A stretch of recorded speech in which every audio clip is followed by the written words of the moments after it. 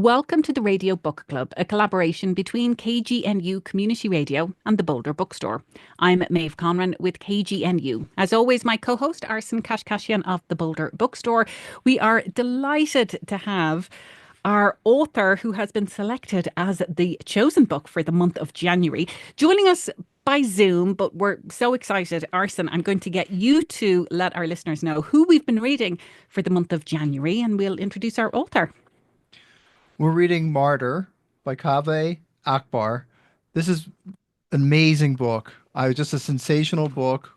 Maybe my favorite book we've ever had on the show. High praise. I think I'm right up there with you, Arsen. And we've been doing this for 10 years, More than something 10. more than 10 years. And we have read some outstanding books. I agree with you. This has been a spectacular read. And we are so thrilled to have Kaveh join us by Zoom, but we're watching you on video. So we feel like we're right here in person. Thank you so much for being with us on the Radio Book Club. That's an incredibly gratifying introduction. Thank you both so much for that. And I wish I could be there with you stomping around and breaking bread corporeally, but inshallah, in the fullness of time, we'll have ample opportunity to do that. Thank you for your regard for the book, for the attention, for the kind introduction. That's massively gratifying. Well, this is your first novel. You are a poet, so you've been published many times before. But why did you decide you wanted to step into fiction? I don't know that it was so conscious as a decision. I write a lot. I have no anxiety about not publishing everything that I write. So I kind of write constantly.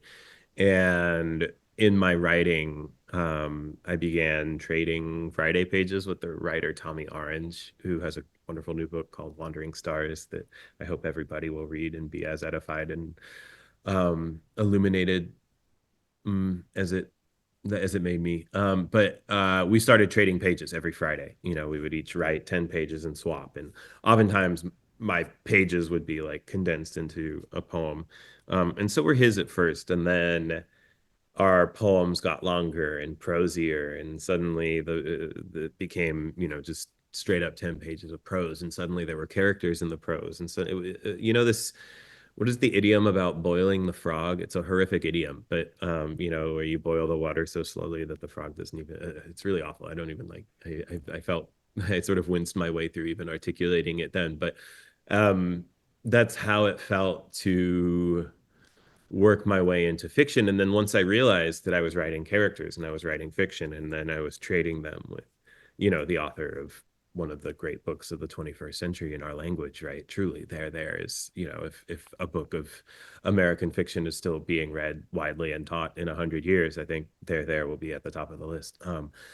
And so it was a little intimidating as a poet to, sort of, I've said elsewhere, it felt a little bit like I'm showing my macaroni art to Michelangelo. Like I'm just learning how to play with these tools, and here's someone who's already crafted this incredible, eternal, indelible document with them. But it also helped me to be motivated, and it also helped me to try to, really show up, not phone it in. I wanted him to like them, and is one of my best friends, and it was just really lucky to make books that way.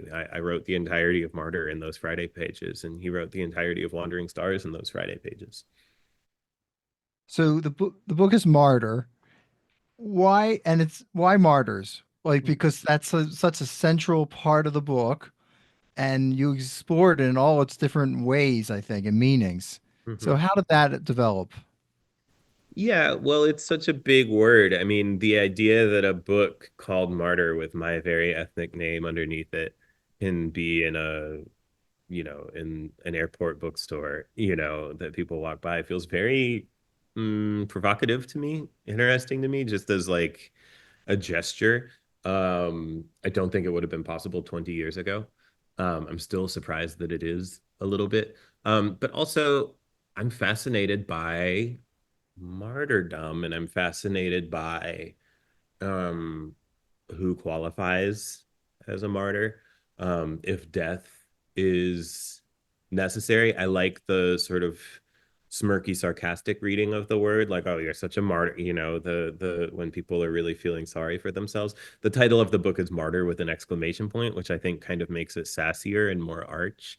I think it communicates something about the tone of the book. I hope that the book that I wrote was not a relentless, joyless slog. I hope that, you know, there's humor in it, and that when it is full of grief, it's grief made complex by having known deep joy and having laughed. And when there's laughter, it's laughter made wise by having known real loss and grief and sadness.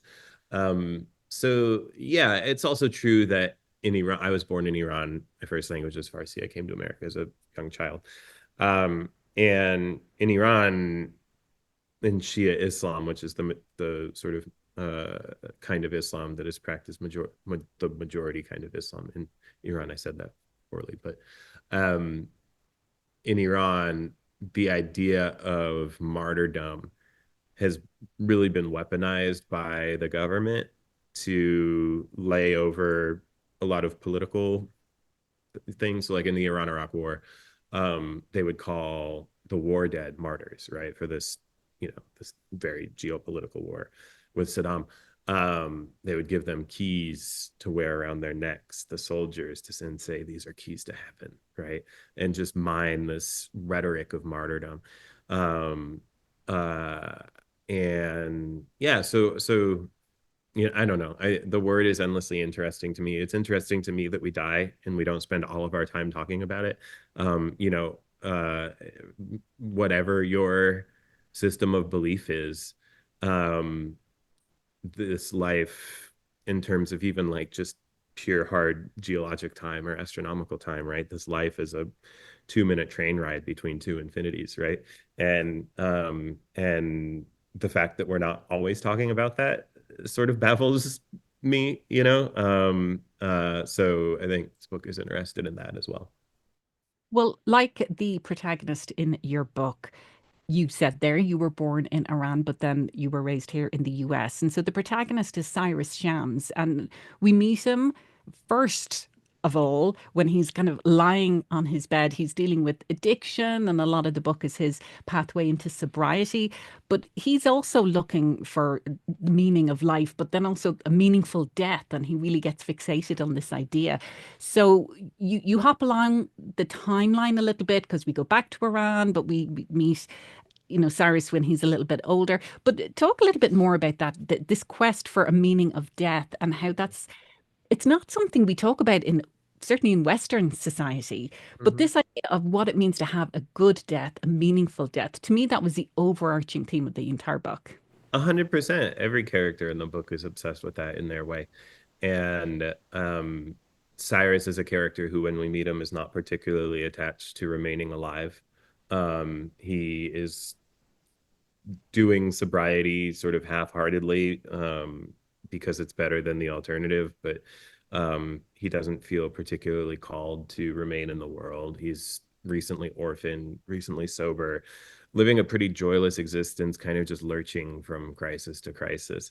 And so he feels prepared to die, but you know, in his endless reprocessing his own mm, ethical loadout in the world, he would like, if he is going to remove himself from the world, to do so in the most useful way possible, whether it's, you know, donating his corneas, or jumping through the window of the Chase Bank, or, you know, whatever the thing might be. He wants to use his death. He wants to be useful in his death. And so he kind of sets out on this journey to learn about people who have made their deaths useful, especially secular martyrs. And that's something in the book, right? We know about all of the saints martyred horrifically and, you know, burnt alive inside a brazen bull, but the secular martyrs like Bobby Sands or the Tiananmen Tank Man, um, are the ones in which he feels most drawn to. And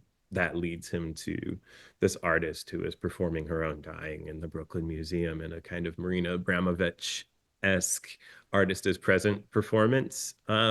She has, you know, a limited number of days left to live, and she's spending them in the Brooklyn Museum talking to anyone who'd like to come and speak with her about dying. So he has this opportunity to sort of interview this living martyr, he calls her, and so he goes to talk to her to try to find direction with his own aspirant martyrdom.